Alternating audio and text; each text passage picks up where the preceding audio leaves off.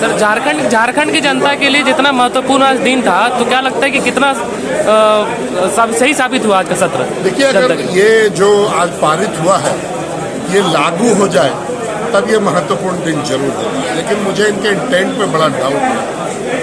आज ये तुरंत लागू कर सकते थे। आपको याद होगा कि 85 का जो कट ऑफ डेट लागू हुआ था रघुवर जी के द्वारा, उसको उन्होंने कैबिनेट के बैठक से लागू कर दिया। इसके लिए विधानसभा से पारित करवाने का और दिल्ली जाने की जरूरत नहीं थी।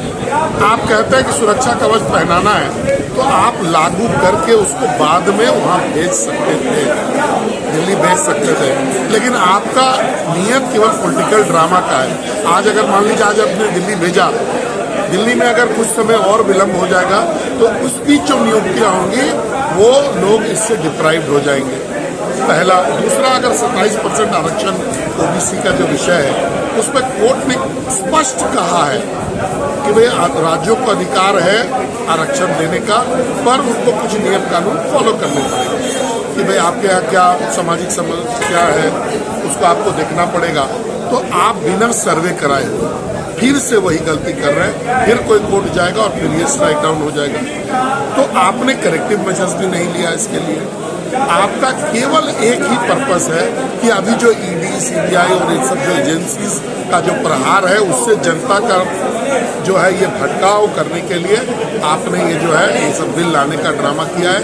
एक्चुअल में अगर हम लोग देखेंगे तो इसका इम्प्लीमेंटेशन कठिन दिखता है। दूसरा, ये सरकार ओबीसी विरोधी है।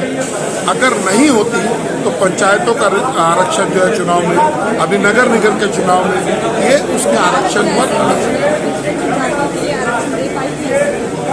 देखिए इनका तरीका सही नहीं है। कोर्ट ने पहले ही कहा है कि अगर आपको आरक्षण देना है तो आपको सर्वे करके आना पड़ेगा कि आपके राज्य में सामाजिक रूप से कौन कौन कितनी संख्या में रहते हैं।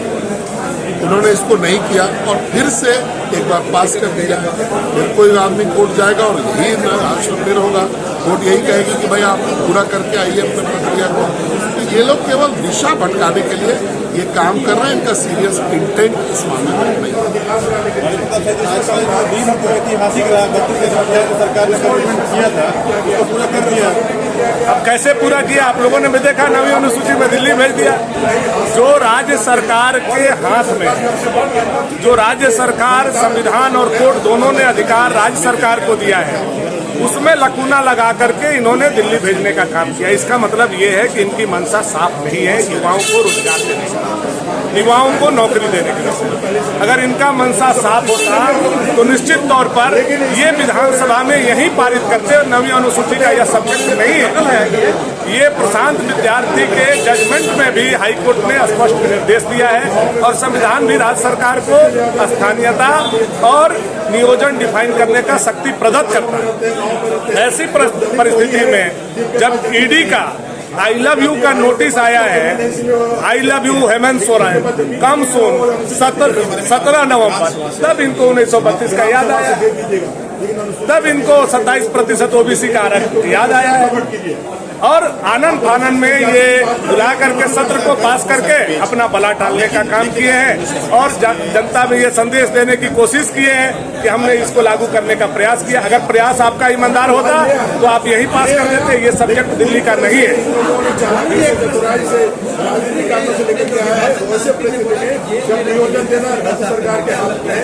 इसका मतलब मुख्यमंत्री प्रिपेयर हैं जेल जाने के लिए। अपने से जब वो बोल रहे हैं कि जेल में रह करके सुपड़ा साफ करेंगे, इसका मतलब वो अपने आप को कन्विक्ट मान रहे हैं, वो अपने आप को अपराधी मान रहे हैं, चाहे वो लीज लेने का मामला हो या फिर कानून घोटाला।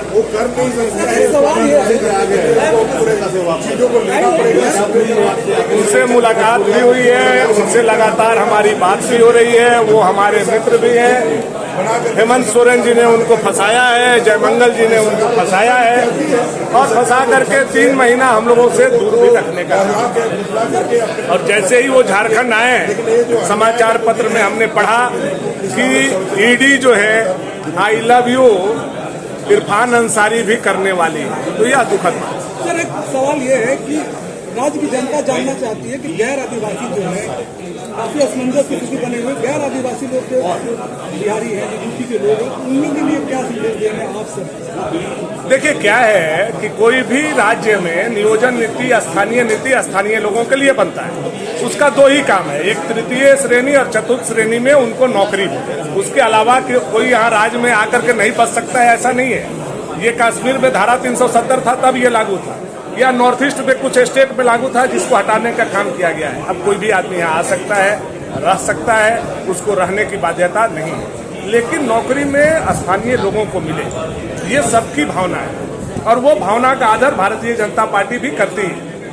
लेकिन अगर वास्तव में आप स्थानीय लोगों को नौकरी देना चाहते हैं तो ये 9वीं अनुसूची का सब्जेक्ट नहीं है, ये सब्जेक्ट प्योरली स्टेट गवर्नमेंट का। स्टेट गवर्नमेंट इसको फेंकने का काम किया है, या ये कहिए कि युवाओं को नौकरी नहीं देने के लिए ये कसम खा लिए, इसलिए इसको 9वीं अनुसूची में भेजने का इन्होंने काम किया है। इनकी मंशा साफ होती तो आज का आज 1932 आधारित स्थानीय नीति और 27% आरक्षण जो संविधान इनको अधिकार दिया है, जो कोर्ट इनको अधिकार दिया है, यही लागू है।